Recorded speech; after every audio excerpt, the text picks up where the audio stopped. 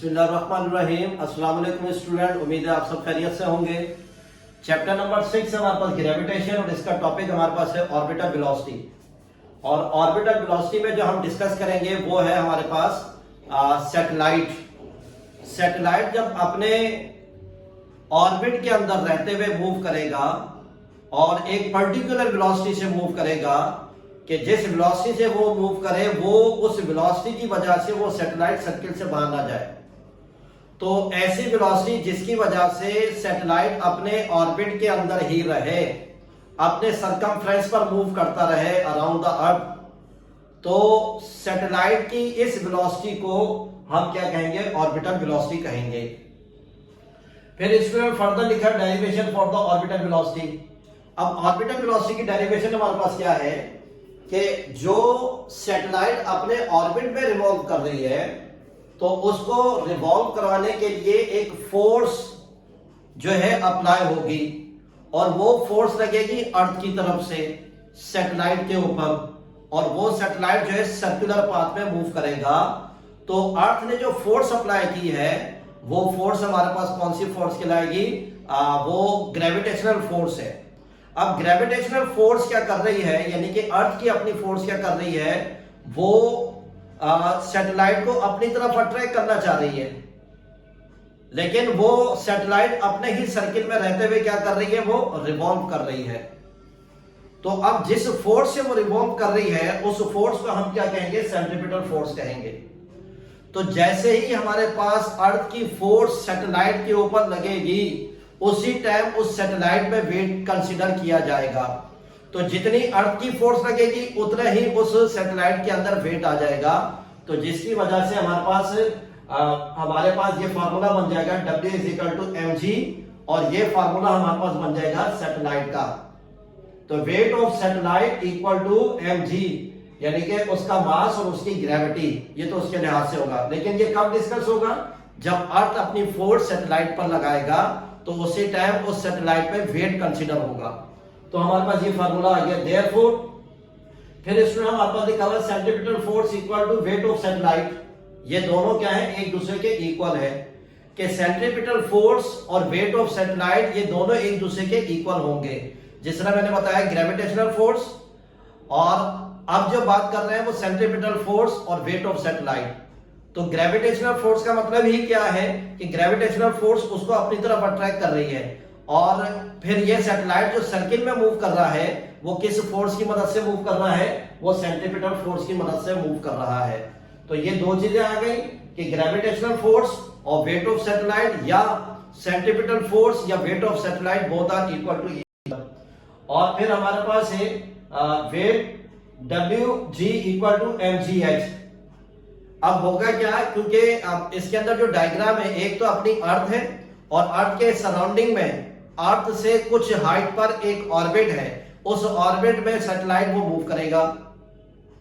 तो सैटेलाइट जो मूव करेगा तो अर्थ और ऑर्बिट के दरमियान का जो डिस्टेंस है उस डिस्टेंस को हम क्या कहेंगे? h, height.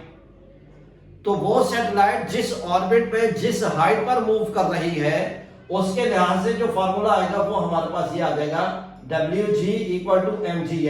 ये g हमारे पास क्या है? ग्रेविटी है, और h क्या है? हाइट। कि इतनी हाइट पर जो है वो सैटेलाइट जो है अपने ऑर्बिट में रहते हुए क्या कर रहा है? रिवॉल्व कर रहा है। तो ये हमारा वेयर, फिर लिखा हुआ है m, मास ऑफ सैटेलाइट। ये हमारे पास जो m है, ये जो m है ये किसको शो कर रहा है? मास ऑफ सैटेलाइट को। और जो हमारे पास gh है, ये gh किसको? Acceleration due to gravity at height. तो अब क्या है? सैटेलाइट अपने ऑर्बिट में रहते हुए जो रिवॉल्व कर रहा है, तो अर्थ से वो जितनी भी हाइट पर होगा उसको हम क्या कहेंगे? gh कहेंगे, क्योंकि acceleration due to gravity at height, क्योंकि उसके अंदर जो इफेक्ट आ रहा है वो ग्रेविटी के वजह से आ रहा है हाइट पर। तो ये हमारे पास क्या हो जाएगा? gh आ गया, m आ गया हमारे पास। फिर स्टूडेंट इधर हम फार्मूला लिखेंगे Fc, क्योंकि Fc को हम डिस्कस कर रहे हैं। Fc का फार्मूला है सेंट्रीपिटल फोर्स = mv²/r। ये सेंट्रीपिटल फोर्स का फार्मूला है। फिर आगे putting the values of Fc and Ws in equation 1, ये आ गई इक्वेशन 1। इक्वेशन 1 में हमारे पास पहले क्या लिखा हुआ है स्टूडेंट? Fc, यानी कि सेंट्रीपिटल फोर्स। तो सेंट्रीपिटल फोर्स का फार्मूला हमारे पास है mv²/r।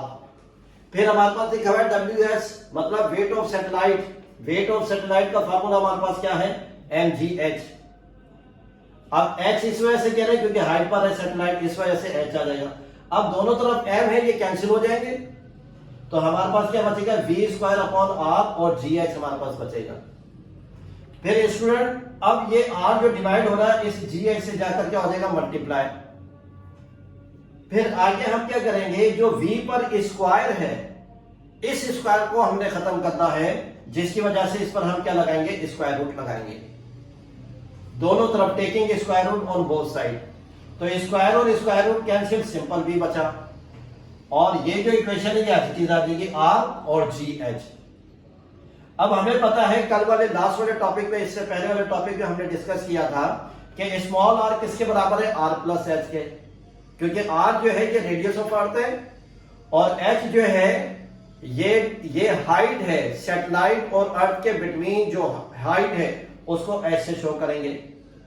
और स्मॉल r हमारे पास क्या है, ये टोटल डिस्टेंस है सैटेलाइट से लेकर अर्थ के सेंटर तक का जो डिस्टेंस है ये, तो ये हमारे पास है r स्मॉल r बराबर है r प्लस h के।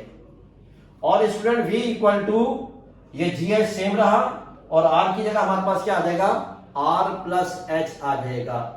तो ये जो इक्वेशन है हमारे पास, ये किस चीज की इक्वेशन आई है, ये ऑर्बिटल वेलोसिटी की इक्वेशन आई है। तो इसमें हमने दो तीन चीजें देखी हैं, ग्रेविटेशनल फोर्स का हमने डिस्कस किया है, सेंट्रीपिटल फोर्स का हमने डिस्कस किया है, वेट ऑफ सैटेलाइट कब हम डिस्कस करेंगे वो हमने डिस्कस किया है इसके अंदर, gh को हमने डिस्कस किया है।